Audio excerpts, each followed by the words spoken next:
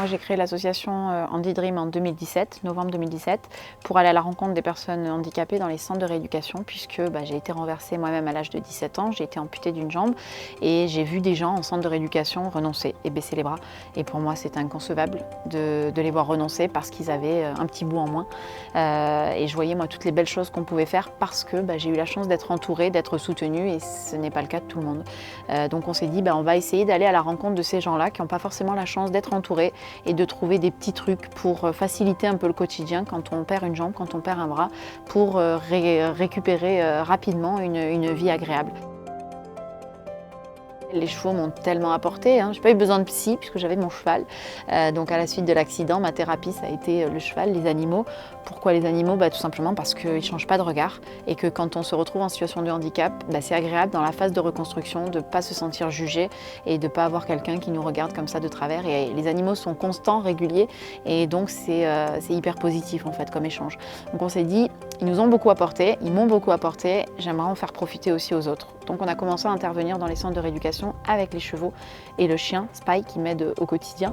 Et après on s'est dit, mais pourquoi pas le faire au niveau national, puisqu'on avait des bons retours dans la région PACA, le faire au niveau national et rajouter un petit peu le défi sportif, parce qu'avec les problèmes de santé que j'ai, au-delà de la prothèse, c'est sportif pour moi d'être 5 heures, 6 heures à cheval par jour. Donc il y a eu toute une préparation physique.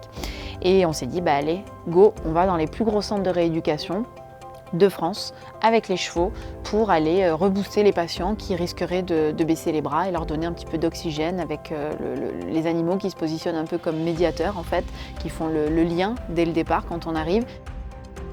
Ça, c'est le premier axe de ce Tour de France. Le deuxième, c'est aller à la rencontre des enfants, des jeunes. Pourquoi? Pour changer un peu le regard sur le handicap, tout simplement.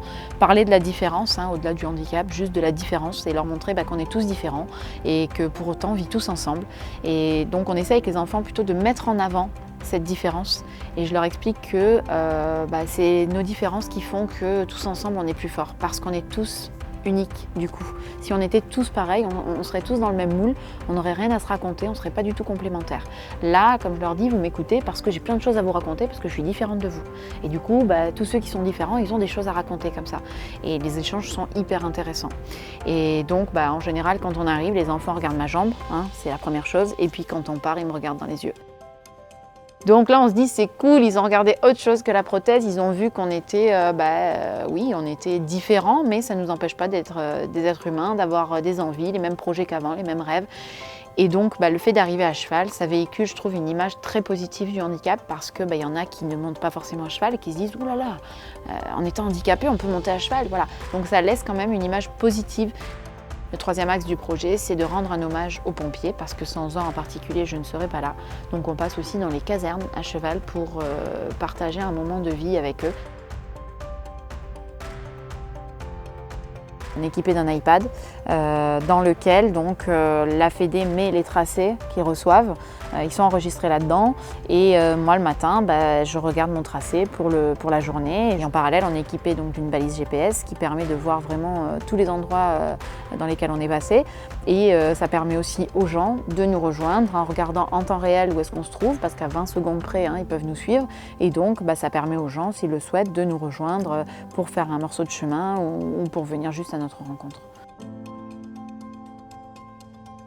Ils m'ont proposé en fait de me décharger sur une partie de l'organisation, parce que c'est quand même une usine à gaz pour organiser tout ça sur 6 mois avec 2 chevaux, un chien, c'est une organisation de dingue.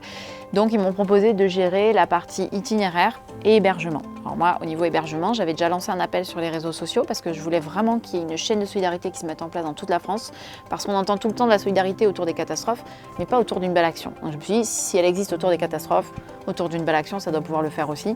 Et on a eu 500 propositions d'hébergement sur les réseaux. Donc j'ai donné mon fichier à la Fédé, je leur ai dit voilà, j'aimerais vraiment qu'en priorité on aille chez ces gens qui se sont portés volontaires pour accueillir le projet Handy Dream. Et en parallèle, ils m'ont dit quand on pourra, on fait ça. Et quand on n'a personne dans la région ou dans le département que tu traverses, avec notre fichier de licenciés, on espère que les cavaliers répondront présents. Et depuis le début, ça se passe bien. On est accueillis vraiment comme des rois partout. Les chevaux sont chouchoutés, le chien aussi. Et donc, c'est la Fédé qui gère le côté hébergement et le côté itinéraire. Voilà.